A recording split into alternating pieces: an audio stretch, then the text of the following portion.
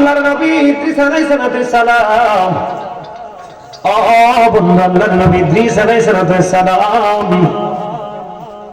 তিনি কেমন নবী আপনারা খেয়াল করে দেখেন। প্রতিদিন রোজা রাখতেন, ইফতার করে বন্ধু জান্নাত থেকে আসতো। খেয়াল করেন ওনার মর্যাদাটা। ইফতারি করার পরে অবশিষ্ট যেগুলো থাকতো এগুলো বন্ধু আবার বন্ধু জান্নাতে চলে যেত। একদিন এক ব্যক্তি আসলেন ওনার সাথে, মেহমান রবি বন্ধু। আসার পরে ইদ্রিস আলাইহিস সালাম ওনাকে জান্নাতে খাবার খাইতে দিলেন, কারণ ওনার কাছে খাবার তো আসে বন্ধু জান্নাত থেকে। উনি যখন জান্নাতে খাবার খেতে দিলেন, খেতে দেওয়ার পরে এবার ওই মেহমান বললেন, না না না, আমি খাবার খাই না, আমি খাবার খাবো না। আল্লাহর নবী ইদ্রিস আলাইহিস সালাম আশ্চর্য হয়ে গেল, কথোপকথন হলো, ও বন্ধু সময় পেরিয়ে গেল।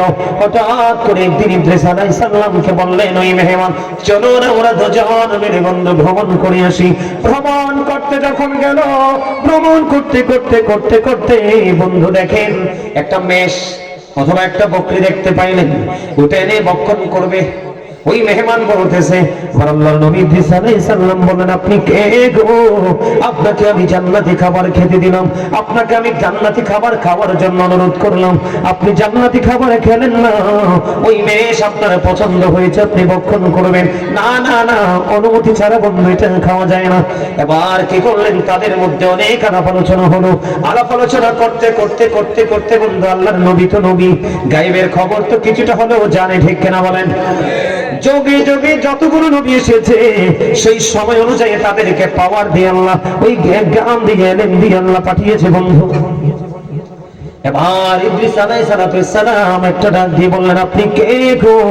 আপনার পরিচয় আমার জানার বড় প্রয়োজন। এবার ওই ইদ্রিস আলাইহিস সালামকে ওই মেহমান একটা ডাক দিয়ে বললেন, আমি পৃথিবীর কোনো সাধারণ মানুষ নই, আমি হলাম মৃত্যুদূত আজরাইল। জোরে জোরে কোন আল্লাহু আকবার, আর জোরে বলুন আল্লাহু আকবার। এবার আল্লাহর নবী ইদ্রিস আলাইহিস সালাম একটা ডাক দিয়ে বলল, ওই যে প্রাণীর জান কবজ করে সেই আজরাইল। কয় হ্যাঁ, তাহলে কি আমার মরণের সময় এসে গেছে? এবার আজরাইল একটা ডাক দিয়ে বললেন, নবী নবী গো, এখনো পর্যন্ত আপনার মরণের সময় হয়নি, তাহলে আপনি আমার কাছে কেন এসেছেন? কয় বন্ধুত্ব করার জন্য, বন্ধন তৈরি করার জন্য এসেছি। এবার ইদ্রিস আলাইহিস সালাম একটা ডাক দিয়ে বলল, আপনি যদি আমার সাথে বন্ধন তৈরি করতে চান তাহলে আপনাকে একটা শর্ত মানতে হবে। বলেন কি শর্ত? কয় শর্ত হলো আমাকে একবার মরণ দিতে হবে। নবী নবী গো, এখনো তো আপনার মৃত্যুর সময় হয়নি, আপনাকে মরণ দিতে হবে।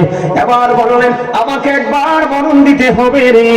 আমি যখন মৃত্যুবরণ করব, আমাকে মৃত্যুবরণ করার পরে আবার পুনরায় জিন্দা করতে হবে। কি করতে হবে? আমাকে আবার পুনরায় বন্ধু জীবিত করতে হবে। আমাকে একবার জান্নাত দেখাতে হবে, আর একবার জাহান্নাম দেখাতে হবে। এবার আজরাইল কি করবে? তিনি চিন্তায় পড়ে গেলেন। এবার আল্লাহ রাব্বুল আলামিনের কাছে দরখাস্ত দিলেন, আল্লাহ তোমার নবী আমাকে এই প্রস্তাবগুলো দিয়েছে, এখন আমি কি করব? আল্লাহ বললেন, আজরাইল তুমি ওনাকে প্রতিশ্রুতি দিয়ে দাও। আজরাইল প্রতিশ্রুতি দিয়ে দিলেন। নবী গো, ও নবী, প্রতিশ্রুতি দেওয়ার পরে বন্ধু মনে রাখবেন কয়টা? একবার মরণ দিতে হবে, পুনরায় আবার জীবিত করতে হবে, একবার জাহান্নাম দেখাতে হবে, আরেকবার আমাকে জান্নাত দেখাতে হবে। এবার আল্লাহর নবী যখন এই কথা বললেন, এবার আজরাইল একটা ডাক দিয়ে বললেন, কারণ অর্ডার তো মালিক থেকে পেয়ে গেছে। আজরাইল একটা ডাক দিয়ে বললেন, নবী নবী গো, আপনি কথা দেন আপনি জান্নাত দেখার পরে ফিরে আসবেন নি। জোরে জোরে কন্যা সুবহানাল্লাহ। নবী নবী গো, আপনাকে কথা দিতে হবে আপনি জান্নাত দেখার পরে ফিরে আসবেন নি। এবার আজরাইলের সঙ্গে আল্লাহর নবী ইদ্রিস আলাইহিস সালাম কথা দিলেন, নবী গো আমি কথা দিলাম গো, আমি জান্নাত দেখার পরে আমি ফিরে আসবো। সুবহানাল্লাহ বলেন। এবার খেয়াল করেন আমার যেই বন্ধু আমার কোট করেন এই বিষয়গুলো পয়েন্টগুলো ফাইন্ড আউট করেন আমি কি বুঝাইতে চাই।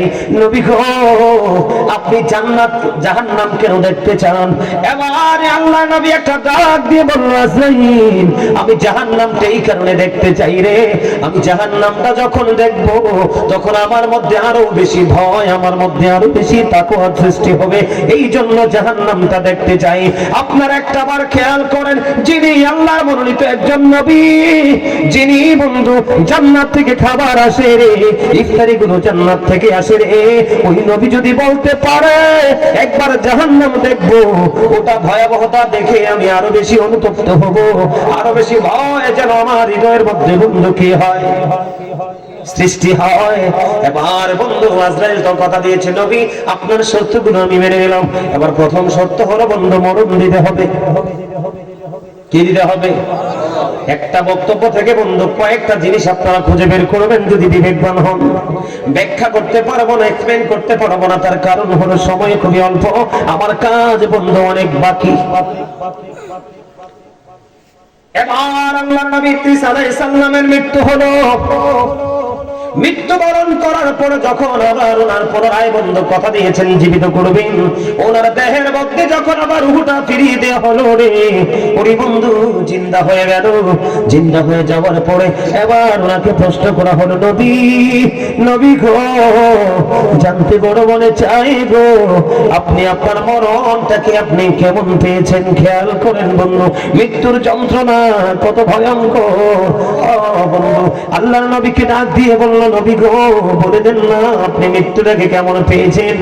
এবার আজরাইল যখন প্রশ্ন করলো রে, এবার আল্লাহ নবী ঈসা আলাইহিস সালাম একটা ডাক দিয়ে বলে রে আজরাইল আমার কাছে আমার মরণটা এমন মনে হইছে রে, জীবিত একটা মানুষকে, জীবিত একটা প্রাণীকে মাথা থেকে পা পর্যন্ত অথবা পা থেকে মাথা পর্যন্ত একটা মানুষের বা একটা প্রাণীর দেহ থেকে চামড়াগুলো জিন্দা অবস্থায় ছিঁড়ে ফেললে একটা মানুষের যেমন লাগে রে, আমি নবীর কাছে আমার মরণটা ততটা যন্ত্রণাদায়ক মনে হয়েছে। এবার আজরাইল একটা ডাক দিয়ে বলল নবী গো আমি এই পর্যন্ত যত প্রাণীর জান কবজ করছি গো, আজকে আপনার এই প্রাণ যেইভাবে কবজ করেছি আদবের সাথে, একেবারে ভদ্রতার সাথে, নমনীয়তার সাথে, অত্যন্ত আরামদায়ক ভাবে আমি এই পর্যন্ত আর কারো প্রাণ এত আদবের সাথে সংহার করি নাই। জোরে জোরে বলুন আল্লাহু আকবার। একটু কাটলে বন্ধু সহ্য করা যায় না, রক্ত যখন বের হতে থাকে এটাকে কেমন করে বন্ধ করবো, পাগল হয়ে যাই। ঠিক কিনা বলেন? আমার কথা আপনারা বুঝতেছেন স্পষ্ট ভাবে? বন্ধু তখন গায়েব থেকে আওয়াজ আসলো রে, ও বন্ধু তোমার উপরে আল্লাহ রাব্বুল আলামিন ইহসান করেছে। ইহসানের মরণ যদি এমন হয়, ভদ্রতার মরণ যদি এমন হয় রে, এই যুগের মানুষগুলো এত অন্যায় অপরাধ করে তাদের মরণ কেমন হবে রে? ও বন্ধু সহ্য করা যায় না। তিনি জীবিত হলেন বন্ধু, জাহান্নাম দেখলেন, জাহান্নাম দেখার পরে তিনি আবার ফিরে আসলেন। ফিরে আসার পরে বন্ধু এবার ওনাকে জান্নাতে নিয়ে গেলেন। দেখেন কত মজার খবর। ও বন্ধু উনি যখন জান্নাতে প্রবেশ করলেন তখন ওনার পায়ের জুতাগুলো খুলে তিনি জান্নাতে প্রবেশ করেছেন। জান্নাতের ভিতরে যখন প্রবেশ করলেন মুগ্ধ হয়ে গেলেন। আল্লাহর নিয়ামতে তো অবর্ণনীয় রে, যেটা বর্ণনা করে বন্ধু শেষ করা যায় না। এবার তিনি কি করলেন? জুতা খুলে তিনি জান্নাতে প্রবেশ করলেন, জান্নাতটাকে বন্ধু একটু বিচরণ করলেন, করার পরে আবার তিনি বাইরে আসলো। বাইরে আসার পরে আবার জুতা দুটো নিয়ে বন্ধু জান্নাতে প্রবেশ করলো। আজরাইল একটা ডাক দিয়ে বলল নবী গো আপনি বের হয়ে আসেন, আপনাকে আপনার জায়গায় দিয়ে আমি আমার অন্য কাজে চলে যাব। এবার বন্ধু আল্লাহর নবী ঈসা আলাইহিস সালাম একটা ডাক দিয়ে বলে রে আজরাইল প্রত্যেকটা প্রাণী একবার মরে, দুইবার না, আমি তো একবার মৃত্যুবরণ করেছি। সুবহানাল্লাহ। কি করেছি? আমি তো একবার মৃত্যুবরণ করেছি। ওরে আজরাইল, প্রত্যেকটা মুমিন জান্নাতে যাওয়ার আগে একবার জাহান্নাম দেখে, আমি তো জাহান্নামও দেখেছি।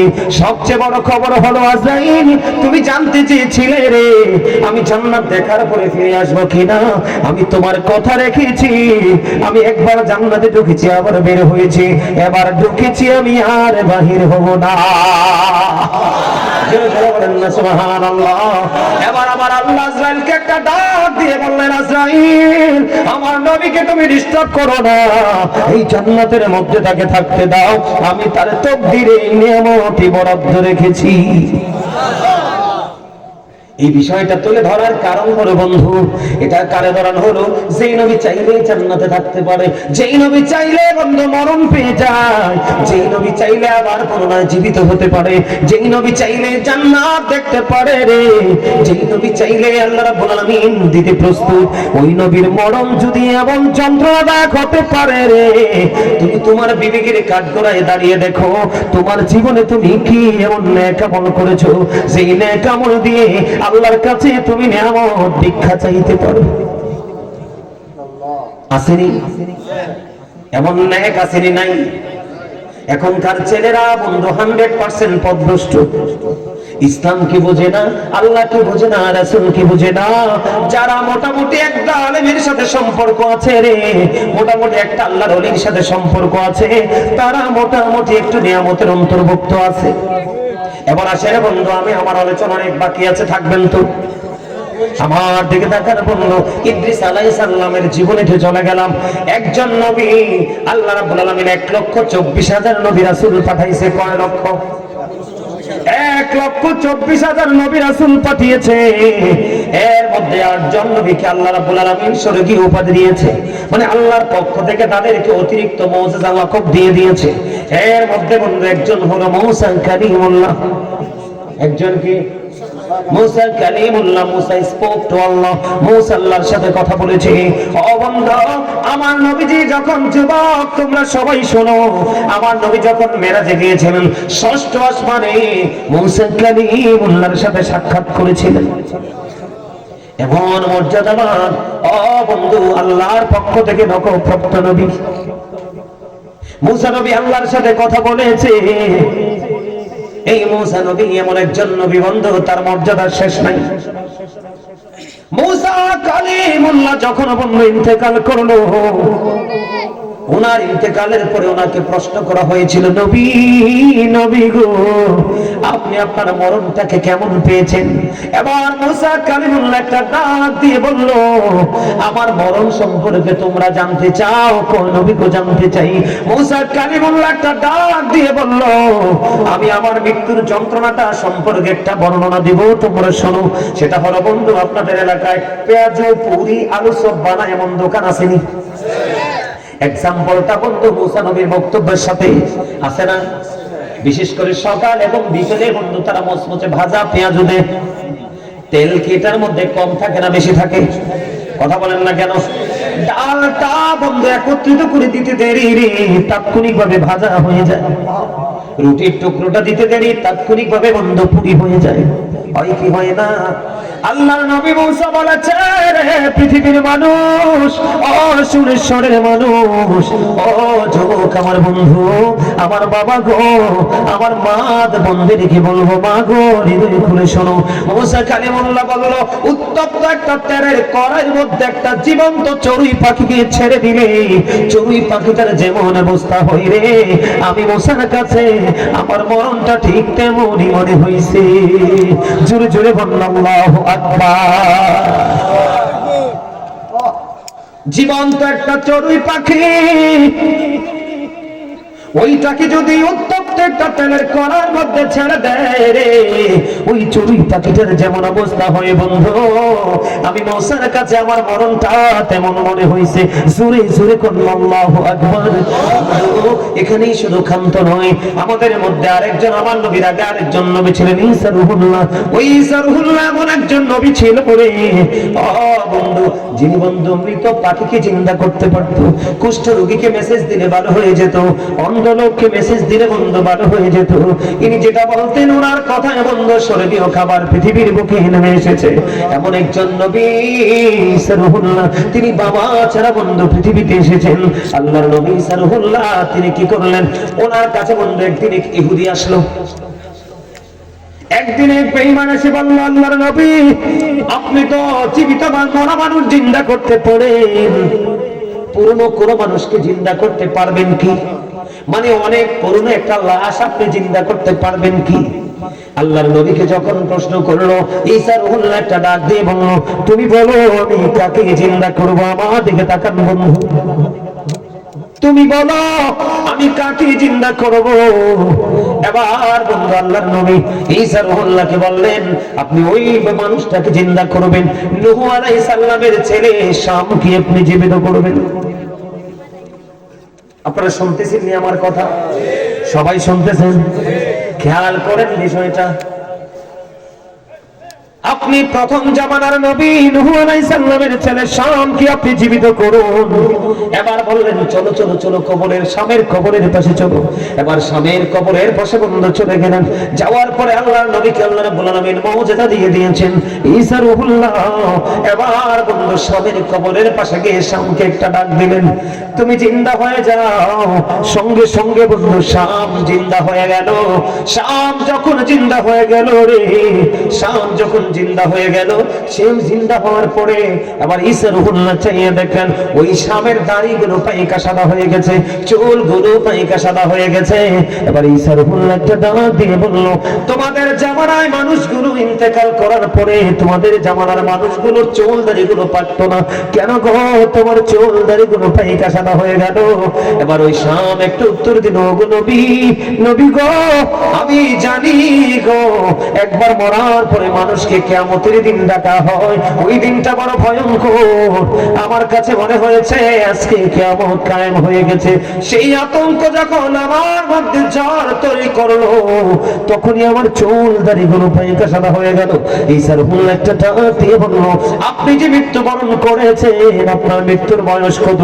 কই আমি যে মৃত্যুবরণ করেছি আমার মৃত্যুর বয়স হলো 4000 বছর। এখনো পর্যন্ত নবী, নবী গো আমি মৃত্যুবরণ করেছি 4000 বছর হয়েছে গো নবী, 4000 বছর হয়েছে মৃত্যুবরণ করেছি। আমি সব ভুলে গেছি নবী গো, এখনো পর্যন্ত আমি মৃত্যুর যন্ত্রণা ভুলতে পারি না।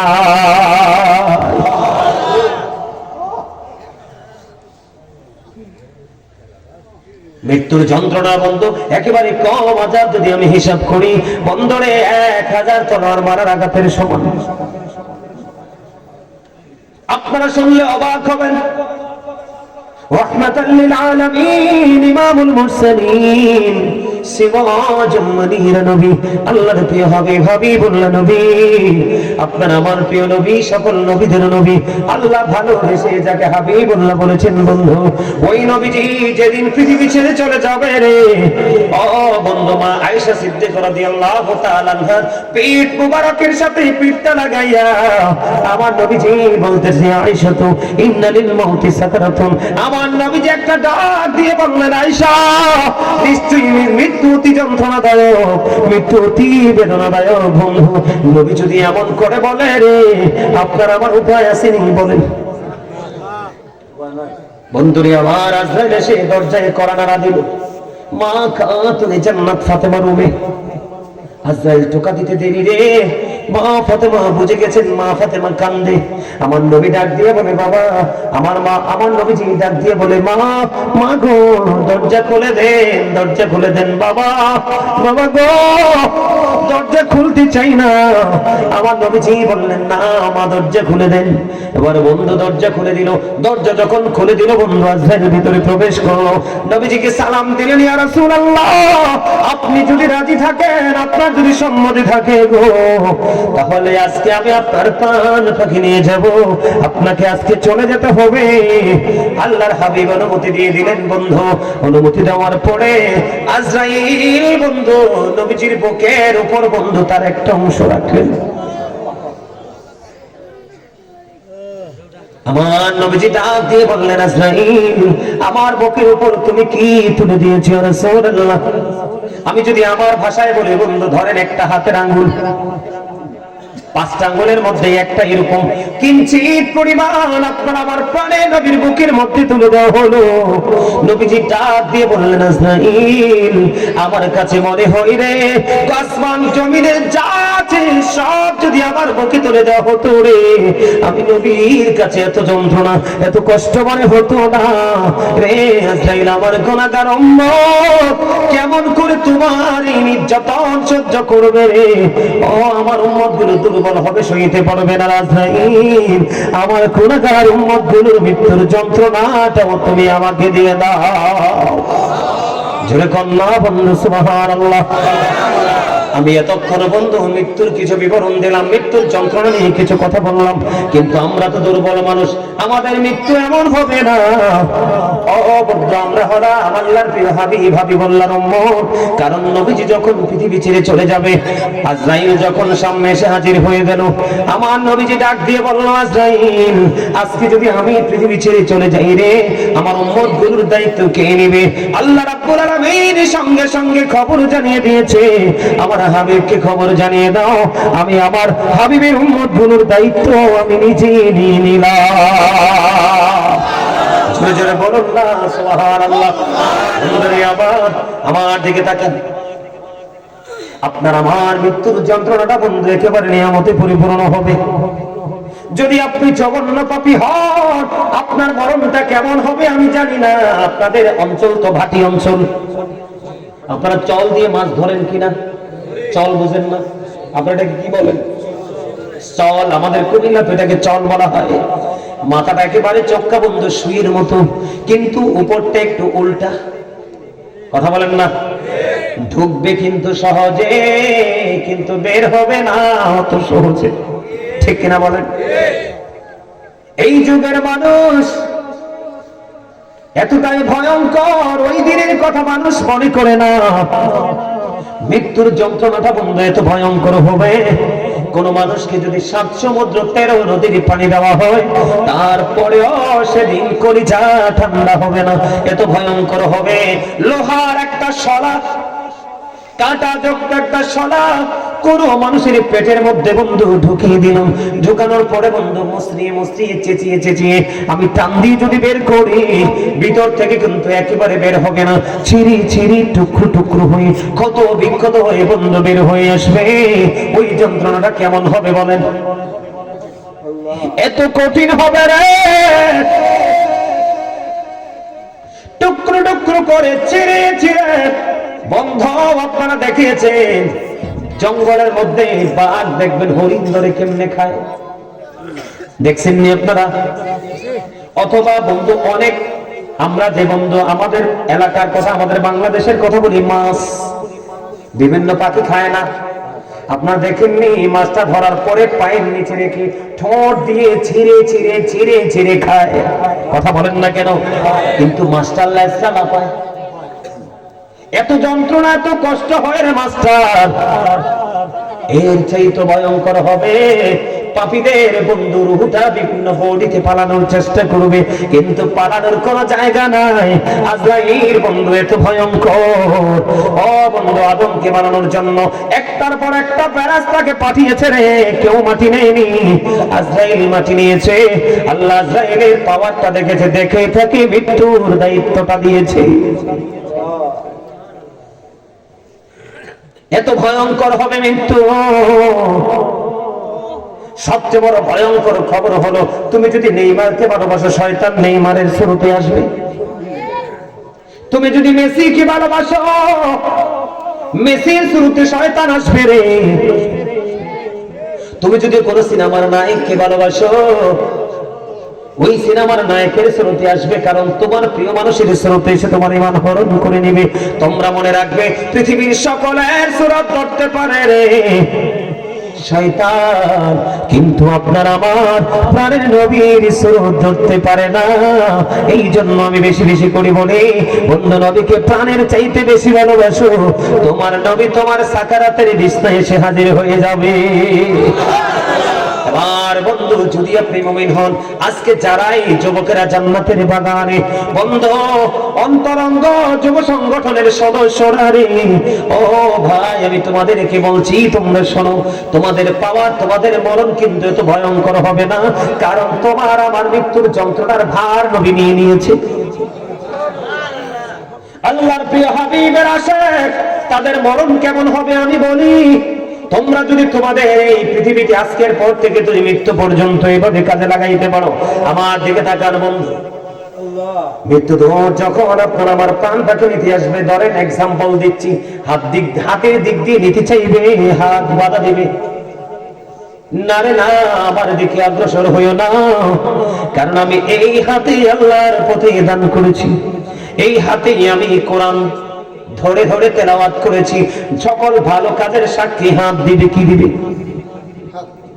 চোখের কাছে যখন যাবে রে, চোখ তার জীবনের পবিত্র কর্মগুলো তুলে ধরবে, না না আমার দিকে এসো না, কানের দিক দিয়ে চাইবে, কার বলবে না আমার দিকে এসো না, আমাকে টাচ করো না, পায়ের দিকে আসবে, পা তেমনি ভাবে বলবে, বন্ধু সমস্ত অঙ্গ প্রত্যঙ্গ এমন ভাবে বন্ধু বলতে থাকবে আমাকে টাচ করো না, একটা পর্যায়ে মৃত্যু দূত আল্লাহর কাছে দরখাস্ত করে দিবে, আল্লাহ তোমার এমন বান্দার কাছে আমারে পাঠাইলা, তোমার এই বান্দার সমস্ত হাত পা চোখ কান জিকিরি করতেছে, আমি কোনোভাবে তার ভিতরে প্রবেশ করতে পারছি না, আমি কোনোভাবে তার ভিতরে ঢুকতে পারছি না গো আল্লাহ, আমি কেমন করে তার প্রাণটাকে বের করবো?